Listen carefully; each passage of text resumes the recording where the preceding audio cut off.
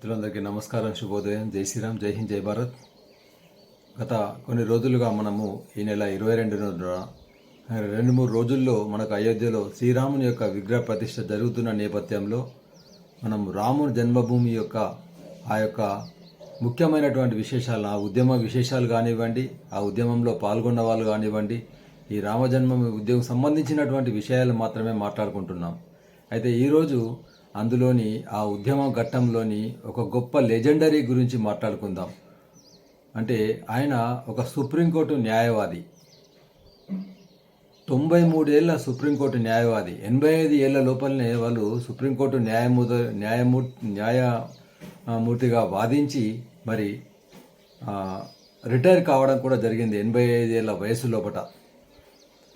అయితే ఈ సుప్రీంకోర్టు న్యాయరు ఇన్ని సంవత్సరాలు అనేటువంటిది సాధారణంగా కనిపించవచ్చు. కానీ వీరిలో ఉన్నటువంటి ప్రత్యేకత ఏంటంటే 85 సంవత్సరాల తర్వాత కూడా మళ్ళీ వారి దగ్గరికి వెళ్ళి మీరు ఈ సుప్రీంకోర్టు యొక్క కేసును వాదించాలి అన్నప్పుడు వారు వెంటనే నా రాముడి కొరకు ఖచ్చితంగా నా పదవి విరమణ అనేటువంటి విషయాన్ని పక్కన పెట్టి మళ్ళీ నేను వృత్తిలో చేరుతాను అని రాముడి కొరకు, కేవలము రాముడి కొరకే సుప్రీంకోర్టు కేసును వాదించి మరి 1 కాదు 2 కాదు 40 రోజులు అనర్గళంగా వాదించి మరి ఆ సుప్రీంకోర్టులో తీర్పు వచ్చినటువంటి విషయము అందరికీ కూడా మనకు తెలుసు.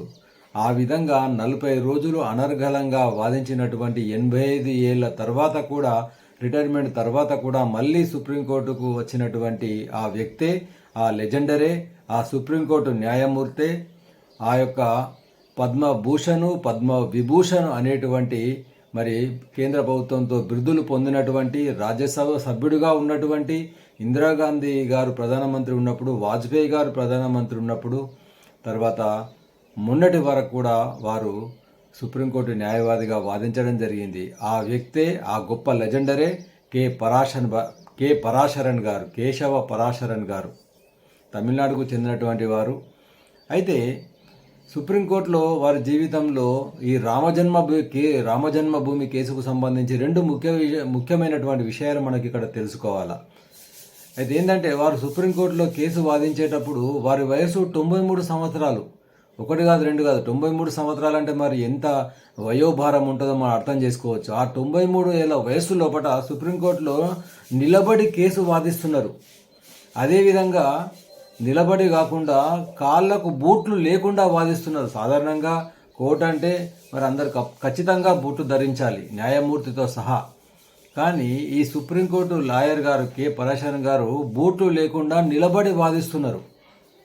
ఆ విధంగా చాలాసేపు వాదించారు. కొద్దిసేపటి తర్వాత సుప్రీంకోర్టు జడ్జి, ప్రధాన న్యాయమూర్తి రంజన్ గొగోయ్ గారు ఏమన్నారంటే, పరాశరన్ గారు మీరు వయోభారం ఎక్కువ ఉంది, 93 ఏళ్ల వయసు లోపల వాదించడం అనేటువంటి కష్టం, దయచేసి మీరు కూర్చోండి, కింద కూర్చొని వాదించవచ్చు, మీ కొరకు నేను సవరణ చేస్తున్నాను, చట్ట సవరణ అని వారికి అవకాశం ఇచ్చారు. కానీ కె పరాశరన్ గారు ఏమన్నారంటే, నేను ఇంతవరకు ఎంతోమంది క్లయింట్లకు వాదించాను, కానీ ఇప్పుడు సాక్షాత్తు ఆ శ్రీరామచంద్రుడే నా యొక్క క్లయింట్గా ఉన్నాడు, కాబట్టి నేను ఏ విధంగా కూర్చొని వాదిస్తాను, నేను నిలబడే వాదిస్తానని ఆ విధంగా సుప్రీంకోర్టు ప్రధాన న్యాయమూర్తి గారు సమాధానం ఇచ్చి మరి 40 రోజులు అనర్గళంగా నిలబడే మరి ఆ రోజు చివరి రోజు ఏదైతే ఉందో ఆ రోజు 4.5 గంటల పాటు నిలబడి బూట్లు లేకుండా రాముడి కొరకు కేసు వాదించి మరి బయటకు రావడం అనేటువంటిది జరిగింది.